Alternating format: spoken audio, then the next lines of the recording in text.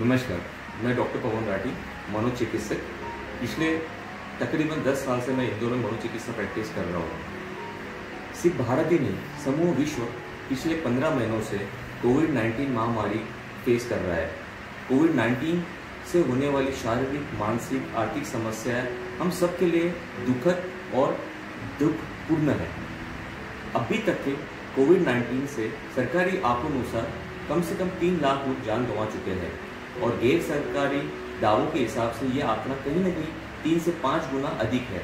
मतलब 10 से 12 लोग आज हमारे बीच में कोविड-19 बीमारी की वजह से नहीं है। ये सारा अनुभव बहुत ही दुखद और दुखदायक है। वैसे भी हमारे परिचित या हमारे चाहने वाले का चला जाना हमारे लिए दुखद ही होता है, लेकिन कोविड-19 से होने वाली डेथ और भी मुश्किल है। इसके 2 कारण हैं। एक तो सडन अचानक डेथ हो रही है और अनएक्सपेक्टेड, जिसकी हमने कल्पना नहीं करी थी। ये जो प्रोसेस है, ये इमोशनल प्रोसेस हमारे किसी चाहने वाले के इस दुनिया से चले जाने से जो हम फेस करते हैं उसे शोक कहते हैं, ग्रीफ कहते हैं। तो ये ट्रॉमा और ग्रीफ के बारे में ही आज हम बात करने वाले हैं। पिछले तकरीबन 2-2.5 महीने से जो इंडिया में कोविड-19 की सेकेंड वेव आई है, इसमें ऑलमोस्ट हर एक फैमिली ने अपने चाहने वालों को हॉस्पिटल में बेड दिलवाने से लेके उन्हें ऑक्सीजन मिलाने तक बहुत ही मुश्किलों का सामना किया है। जो किल्लत रेमडेसिविर इंजेक्शन, एम्टोसिलिन बी, वेंटिलेटर के लिए हम लोगों ने फेस किए, वो सारा तो ट्रॉमेटिक है ही है। लेकिन इसके अलावा उनके अंतिम समय में उनके साथ ना रह पाना हॉस्पिटल में, ये भी दुखद है। शायद हॉस्पिटल प्रोटोकॉल हमें ये अलाउ नहीं कर रहा था, या हो सकता है कि उसमें से बहुत सारे व्यक्ति खुद पॉजिटिव थे, जिसकी वजह से वो आइसोलेशन में या क्वारंटाइन में थे। लेकिन इन सब से उनके दिमाग या मस्तिष्क पे गहरा प्रभाव पड़ा है। ऐसे बहुत सारी फैमिलीज है जिसमें तकरीबन 2 से 3 लोगों की मृत्यु हुई है कोविड-19 की वजह से। आज मैं और मेरे कलीग कम से कम हफ्ते में 2 से 3 फैमिली ऐसे देख रहे हैं जो एक कॉम्प्लिकेटेड ग्रीफ या शोक प्रक्रिया से गुजर रहे हैं। शोक हमेशा से एक हिंदू समाज या बाकी समाजों के हिसाब से एक प्रोसेस था। जैसे हमारे परिवारों में किसी के गुजर जाने के बाद में उठावना होता है, 12वां होता है, 13वां होता है। इस प्रोसेस में जो हमें एक सोशल सपोर्ट मिलता है, एक फिजिकल सपोर्ट मिलता है, वो हमें इस प्रोसेस या इमोशनल ट्रॉमा से बाहर निकलने में मदद करता है। लेकिन आज कोविड क्राइसिस की वजह से अंतिम संस्कार भी नगर निगम या कोविड प्रोटोकॉल के जरिए हो रहा है और ये कहीं ना कहीं गिल्ट पैदा कर रहा है लोगों के मन में। ग्रीफ या शोक सबके लिए अलग अलग होता है, इसमें क्या सही क्या गलत ऐसा कुछ भी नहीं है। लेकिन हमारे हिसाब से मनोचिकित्सक की माने तो ये फीलिंग जो भी आपके मन में आ रही है उन्हें एक्सेप्ट करें, वो जैसे आ रही है उन्हें एक्सेप्ट करें। इसमें सही गलत या कोई एक डेफिनेट हेल्प या प्रोसेस नहीं है जिसके जरिए आप इन चीज़ों से निकल सकते हैं। अब ये ग्रीफ प्रोसेस कैसे होती है या हम कैसे एक्सपीरियंस करते हैं उस बारे में बात करते हैं। नमनेस, एकदम स्तब्ध हो जाना, जैसे हमें कुछ समझ ही नहीं पड़ रहा है कि क्या हो रहा है, शरीर एकदम से जकड़ गया है। बहुत सारे लोगों को लगता है कि हमारा दिमाग काम नहीं कर रहा है या ब्रेन अब फॉगी हो गया है, जिसको हम नमनेस कहते हैं। कुछ लोग बहुत ही पेन या फिजिकल पेन को महसूस करते हैं। हो सकता है कि ये पेन कहीं लोकलाइज्ड हो या पूरे शरीर में हो रहा हो। डीप सॉरो, मतलब आप एक ऐसे गहरे उदासीनता में रहते हो कि आपको कोई भी चीज एक्साइट नहीं करती है। एंगर, आपका गुस्सा निकलता है। अब ये गुस्सा शायद आपके परिवार के बाकी लोगों के प्रति हो, अपने प्रति हो, सोसाइटी के प्रति हो या पॉलिटिशियंस या गवर्नमेंट पॉलिसी मेकर्स के प्रति हो, लेकिन ये गुस्सा बाहर निकलते रहता है। गिल्ट फीलिंग होती है। गिल्ट फीलिंग होती है कि मैंने अगर शायद ऐसा कर लिया होता, कोई और हॉस्पिटल भर्ती कर लिया होता, मैंने रेमडेसिविर पहले लगा लिया होता, सिम्टम्स मैंने निगलेक्ट नहीं की होती। तो ये सारे बहन हमें लगता है कि नहीं, कहीं ना कहीं हमने अगर कुछ चेंज किया होता तो ये पापा की या हमारे चाहने वाले की आज डेथ ना होती। तो वो गिल्ट फीलिंग के साथ लोग जीते हैं। Dream like state, dream like state मतलब कि उन्हें लगता है वो एक पूरे टाइम नींद में रहते हैं, पूरे टाइम सोते रहते हैं, वो ड्रीम करते रहते हैं। उनके इस ड्रीम के जरिए उनको लगता है कि उनके चाहने वाले वो कहीं ना कहीं अभी भी जीवित है, उनके आसपास है और वो उन्हीं से बातें करते रह रहे हैं। इसके अलावा बहुत सारे लोग एक अनरियल सिचुएशन में जीते हैं। उन्हें लगता है कि जैसे किसी का चला जाना उनके लिए एक तरीके से अनरियल थिंग थी, एक नाइटमेयर था या एक ड्रीम था, और वो सच्चाई एक्सेप्ट करने के लिए तैयार होते ही नहीं है। इसके अलावा कुछ लोग जैसे एनिवर्सरी रिएक्शन शो करते हैं, जैसे बर्थडे या कुछ स्पेशल डेज या उनकी एनिवर्सरी, ऐसे कुछ तारीखों पे उन्हें सॉरोनेस या सैडनेस और अति महसूस होती है। कहीं ना कहीं वो उनके बारे में बात करते रहते हैं और उन्हीं चीज़ों के बारे में सोचते रहते हैं। अब ये ग्रीफ प्रोसेस कैसे होती है? एल्बर्ट रोज इन्होंने ग्रीफ के कुछ स्टेजेस दिए हैं, 5 स्टेजेस दिए हैं। हर एक व्यक्ति इन स्टेजेस में ऐसे ही गुजरेगा जरूरी नहीं है, कितना समय गुजारेगा ये भी जरूरी नहीं है, सब में सारी स्टेजेस आएगी ऐसा भी नहीं है।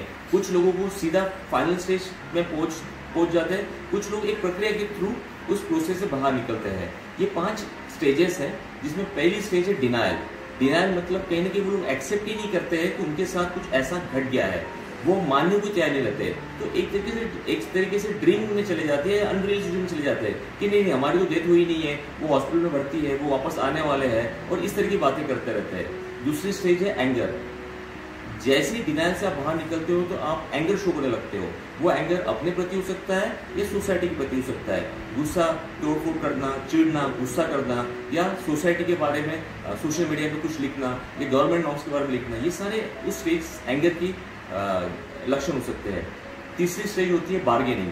बार्गेनिंग मतलब कि चलो भगवान से प्रार्थना करते हैं, हो सकता है कि वापस आ जाए, हो सकता है डॉक्टर को एक बार फिर से बोले या घर वालों को बोले कि नहीं तुम ऐसा करो तो शायद वो वापस आ जाए। तो ये स्टेज होती है बार्गेनिंग।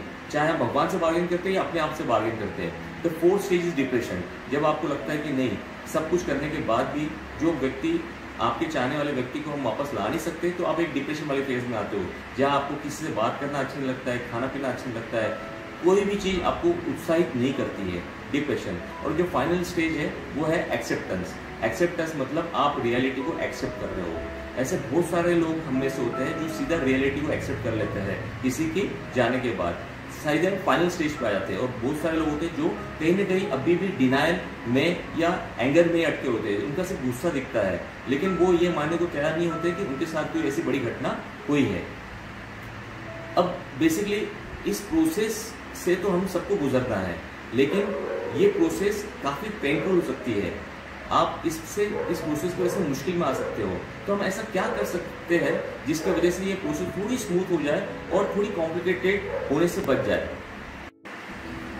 ग्रीफ इस प्रक्रिया से हम सबको गुजरना है, लेकिन ये प्रक्रिया से होने वाले कॉम्प्लिकेशन को हम कुछ स्टेप्स फॉलो करके कम कर सकते हैं। थोड़ा पेन या थोड़ा दर्द हमारा कम कर सकते हैं। रिचुअल्स ये बहुत इंपॉर्टेंट चीज़ है। या हमारा उठावना या तेलोई या ये सारी प्रोसेस जो थी हमारी, एक मॉर्निंग प्रोसेस जो थी या ग्रीफ प्रोसेस जो थी, वो काफ़ी इंपॉर्टेंट थी। आज की कोविड टाइम में हम इसको फॉलो नहीं कर सकते हैं, लेकिन हम वर्चुअल उठावना रख के हम अपने फीलिंग एक्सप्रेस कर सकते हैं। हम तथा बाकी लोग कहीं ना कहीं इन अपने चाहने वाले व्यक्ति के गुजर जाने के बाद सिर्फ आप नहीं, बाकी लोग भी साथ में जुड़े हुए हैं, ये जान के आप कहीं ना कहीं इस प्रोसेस से बाहर निकल सकते हो। दूसरा, sharing experiences and photographs together. ऐसे हम अपने फैमिली का एक ग्रुप बनाए, चैट ग्रुप बनाए या व्हाट्सएप ग्रुप बनाए, और सारे लोग अपनी अपनी अच्छी यादें उनके साथ जो जुड़ी है या अपने अपने फोटोज जो उनके साथ जुड़े हैं उसको शेयर करें। कहीं ना कहीं ये ग्रुप थेरेपी जैसा काम करता है। आपको महसूस होता है कि आप अकेले ही नहीं हो जो पेन सफ़र कर रहे हो या सैडनेस सफ़र कर रहे हो, आपके साथ बाकी सब लोग हैं, और वो आपको कहीं ना कहीं एक हिम्मत देते हैं, उत्साह देते हैं इस प्रोसेस से बाहर निकलने के लिए। इसके अलावा giving yourself time to come out, ये बहुत इंपॉर्टेंट है। ग्रीफ एक प्रोसेस है, ये प्रोसेस हर एक व्यक्ति के लिए अलग अलग होती है। इसमें कितना टाइम लगेगा ये व्यक्ति पे डिपेंड करता है, वो कैसे बाहर निकलेगा ये भी व्यक्ति पे डिपेंड करता है। सो एकदम अपने आप को काफ़ी फोर्स करे कि नहीं ऐसा करे या पनिश करे या कुछ एक्स्ट्रा मेजर्स ले, ऐसा ना करें। अपने फीलिंग्स को एक्सप्रेस होने दें। जो भी आपकी मन की फीलिंग्स आ रही है, चाहे वो गुस्सा है, चाहे आपका गिल्ट है, चाहे आपका रोना है, चाहे आपकी खुशी है, जो भी आपकी फीलिंग आ रही है उसको आप एक्सप्रेस करें। आप डिसाइड करें कि कब आपको हेल्प लेनी है अपने क्लोज लोगों की और कैसे इस चीज़ से बाहर निकलता है। बहुत सी बार हम लोग ये सब कुछ दबा के रखते हैं, तो तब तो हमें काम आ जाता है, बट ये लंबे समय में फिर वो कहीं ना कहीं किसी और मानसिक रूप में पेश होता है। दूसरा, अपने करीबी लोग या करीबी दोस्तों से बात करते रहे। ऐसे दिन में ऐसे काफ़ी समय आएगा कि जब आपको लगेगा कि नहीं, मुझे किसी से बात नहीं करनी है, या मैं अभी बात करने की कंडीशन में नहीं हूँ। लेकिन जब भी आपको लगे तब आप उनको कॉल बैक करें, उनसे बात करें। एक क्लोज लोगों का सपोर्ट काफ़ी मायने रखता है आपको एक स्ट्रेस से बाहर निकलने के लिए। तीसरा है ड्रिंक एंड ईट प्रॉपरली। आप पानी की मात्रा प्रॉपरली लें, खाना रेगुलरली खाएं। खाना खाने की इच्छा नहीं होती है, लेकिन फिर भी आप छोटे छोटे मील्स लेते रहे, ये बहुत इंपॉर्टेंट है। आपका मेटाबॉलिज्म अगर चलते रहेगा तो कहीं ना कहीं जो स्ट्रेस हार्मोन्स है और स्ट्रेस बस्टर्स हार्मोन्स है वो रिलीज होने में मेल होने लगेगी।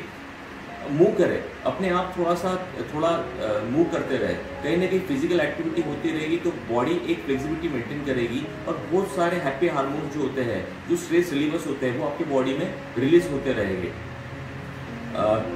Try not to isolate yourself. ऐसा बहुत सी बार होता है कि हमारे किसी जाने के बाद में हम पसंद करते हैं कि अपने घर में कमरे में बंद रहे, किसी से बात नहीं करें, कि किसी की हेल्प ना लें। लेकिन ये कहीं ना कहीं आपको और उदासीनता के गहरे गड्ढे में डालेगा। तो जब भी आपका मन करे तो आप सभी से नहीं, लेकिन आपके चाहने वालों से कंडोलेंस लेते रहे, अपनी फीलिंग शेयर करते रहे, उनसे बात करते रहे, अपनी फीलिंग उनको जाया करते रहे। नींद बहुत इंपॉर्टेंट है। ऐसे कुछ लोग होंगे जिन्हें नींद बिल्कुल ही नहीं आ रही है किसी के जाने के बाद, या हो सकता है कि ऐसे बहुत सारे लोग हैं जो सिर्फ नींद में ही रहते हैं किसी के जाने के बाद। अधिकतर वो लोग ड्रीम में या एक अनरियल सिचुएशन में अपने जाने वालों से जोड़ने की कोशिश करते रहते हैं। लेकिन एक अच्छी नींद बहुत इंपॉर्टेंट है आपकी बॉडी को रिकवर करने के लिए, इन चीज़ों से बाहर निकालने के लिए। तो आप कोशिश करें कि एक प्रॉपर नींद लें, और अगर नींद ज़्यादा आ रही है तो कोई डरने की बात नहीं है, ये नॉर्मल फीलिंग है, बहुत सारे लोगों को होती है, और ग्रेजुअली विद टाइम ये सब चीज़ें इम्प्रूव हो जाती है।